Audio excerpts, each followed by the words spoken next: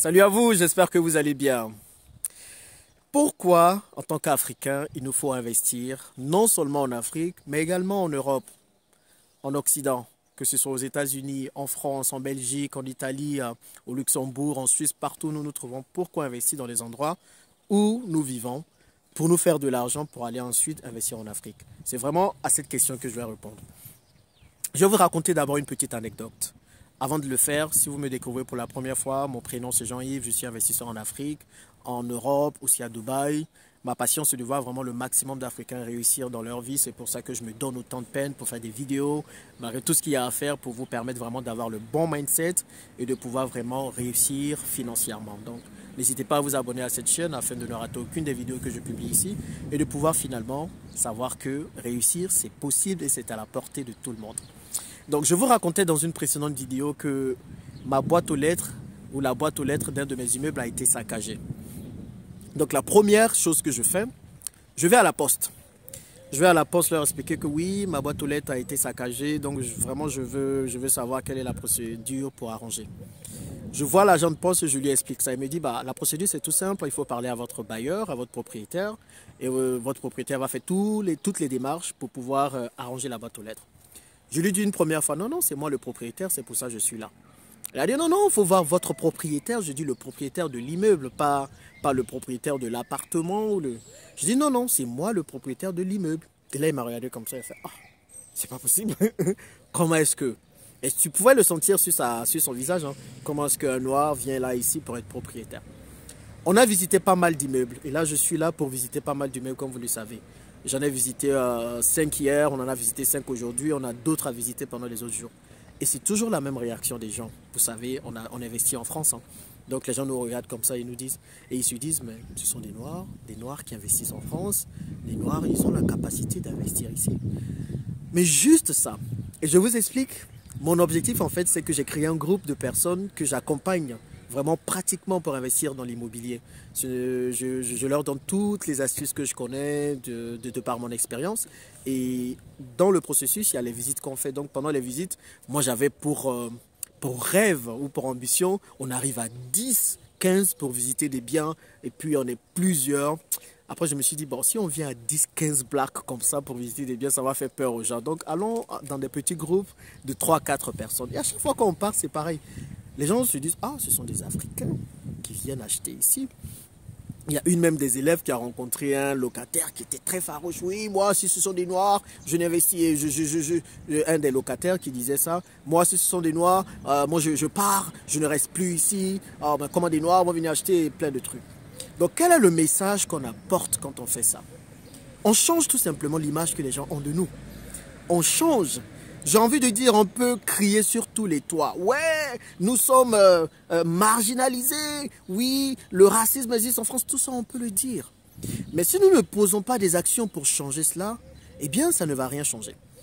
Parce que qu'est-ce qu'on apporte comme message? On veut dire aux gens que, écoutez, l'image des Africains que vous avez, souffrants, qui n'ont rien, qui mendient peut-être, ou des gens qui viennent dans vos pays parce que ils n'ont pas d'Eldorado, parce qu'ici c'est leur Eldorado, parce qu'ils n'ont pas de bonnes conditions dans leur pays. Non, on la change.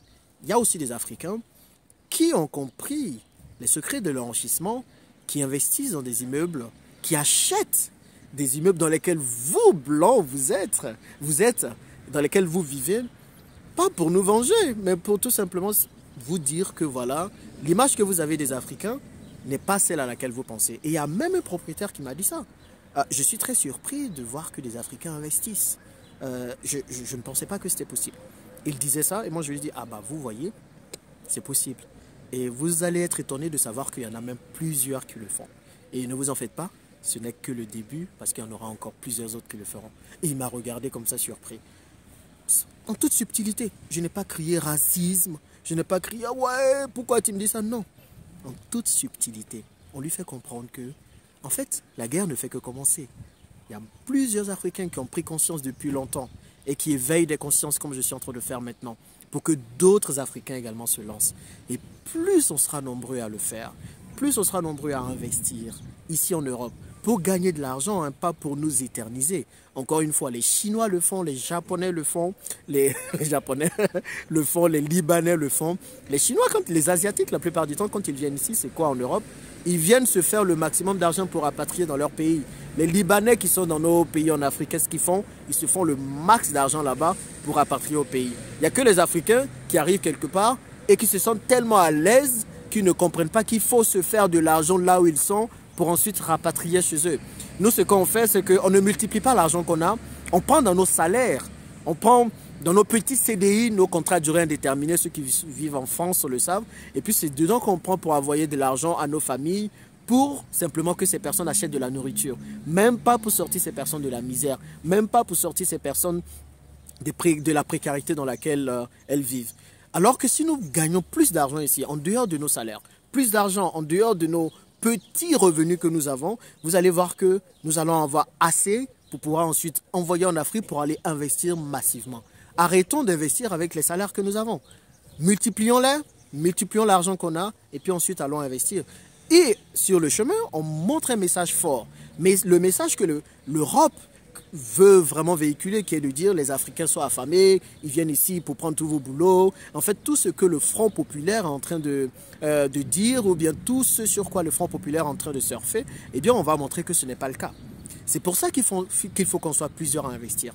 C'est pour ça qu'il faut qu'on soit plusieurs à aller sur le terrain. Moi, je n'ai absolument pas peur d'aller sur le terrain. En tout cas, quand il s'agit d'immobilier, de tous les business que je fais. Parce que je maîtrise ce que je fais. Je connais, je le fais depuis longtemps. Et donc, c'est pour ça que j'accompagne pratiquement des gens à le faire. Et plus nous serons nombreux,